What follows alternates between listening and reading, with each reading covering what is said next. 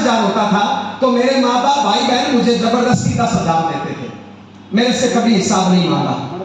परिवार में हम 4 भाई बहन हैं, सब कुछ बढ़िया ओके है, सब कुछ ओके है, बस आपको सेट रहना।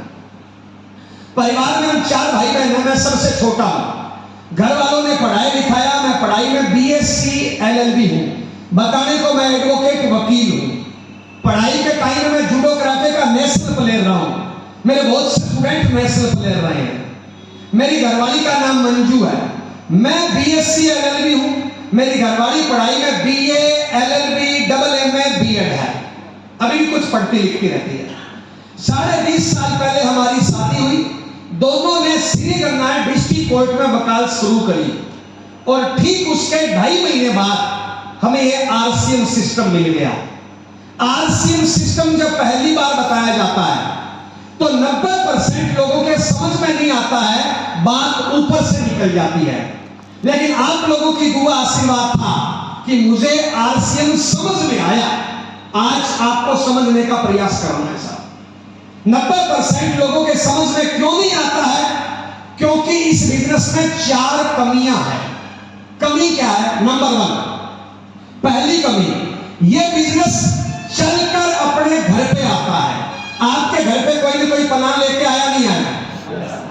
घर पे आई हुई चीज की हम कदर नहीं करते हैं, घर की मुर्गी दाल बराबर, इसलिए 90% लोगों को समझ में नहीं आता है। दूसरा कारण, इस बिजनेस को अपना कोई भाई बंधु रिश्तेदार अपने पास लेके आता है। एग्जांपल, मान लो ये लड़का आज पहली बार आरसीएम की मीटिंग में आया, व्हाइट शर्ट, पहली बार आज आरसीएम की मीटिंग में आया और मान लो इसको समझ में आ गया।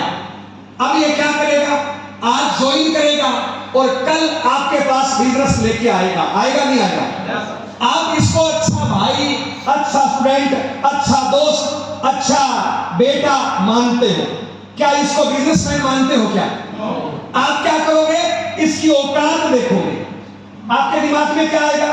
यार 25 साल का लड़का मेरे को क्या बताएगा, मैं 50 साल का, मैं अधिकारी, मैं डॉक्टर, मैं वकील, मैं किसान, मैं हाउसवाइफ। आप इसकी औकात देखोगे, बिजनेस समझोगे नहीं। यही बिजनेस लेके अगर मुकेश अंबानी आपके घर पे आ जाए बिजनेस लेके, समझ में आ जाएगा नहीं आ जाएगा? क्यों? उसकी औकात बड़ी है, इसलिए 90% लोगों को समझ में नहीं आता। तीसरा, इस बिजनेस में शुरुआत में पैसा लगता है 0। कितना पैसा लगता है?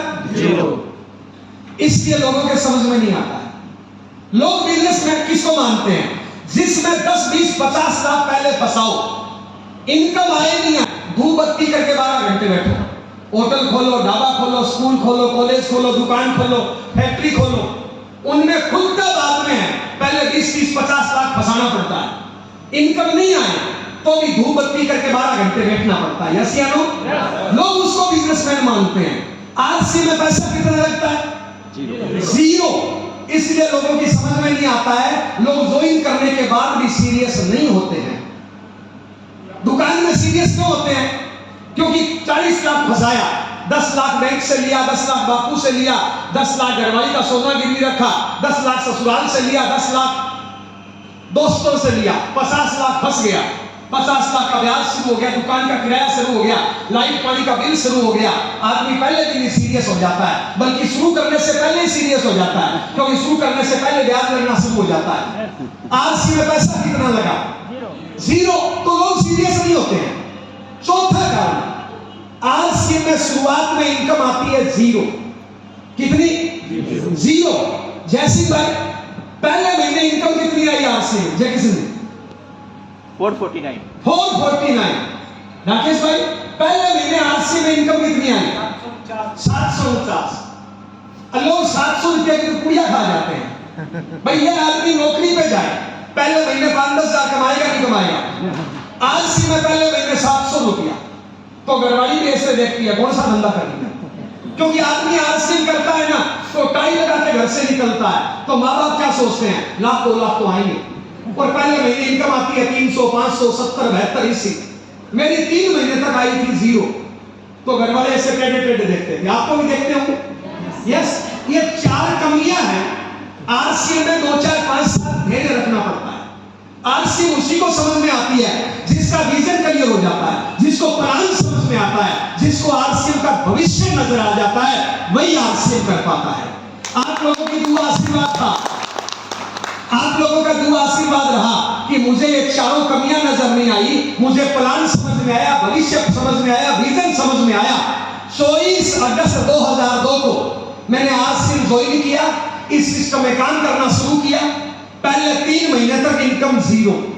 आपकी तो पहले महीने 700 आ गई थी साहब, तो मेरे से तो 1000 गुना आगे जाओगे साहब। मेरी तो 3 महीने तक जीरो इनकम आई थी। कितनी साहब? जीरो। मेरे माँ बाप, भाई बहन, पत्नी मेरे को समझाते थे ये कौन सा धंधा कर लिया, दुकान कर लो, फैक्ट्री लगा लो, नौकरी कर लो, खेती कर लो, वकालत कर लो, कुछ नहीं तो घर में पड़े रहो। ये गांव गांव में साबुन बेचते घूमते हो, हम गांव के जमींदार आदमी बेइज्जती हो रही है। मेरी नई नई शादी हुई थी, मेरे ससुर जी रेलवे में इंजीनियर थे। अब आदमी ज्वाइन करता है तो सबसे पहले ज्वाइन करने के लिए कहां जाता है? ससुराल। मायके या ससुराल?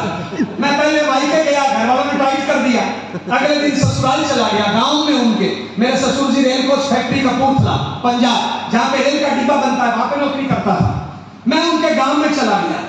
गांव वालों ने फोन कर दिया कि तू पढ़ा लिखा इंजीनियर, तू बोलता था तेरा दामाद वकील है, तेरा दामाद तो साबुन बेचकर घूम रहा है। शाम को ससुर जी का फोन आया कि हमारी तो किस्मत खराब, मुंह ढीला सा करके। मैंने कहा क्या हुआ?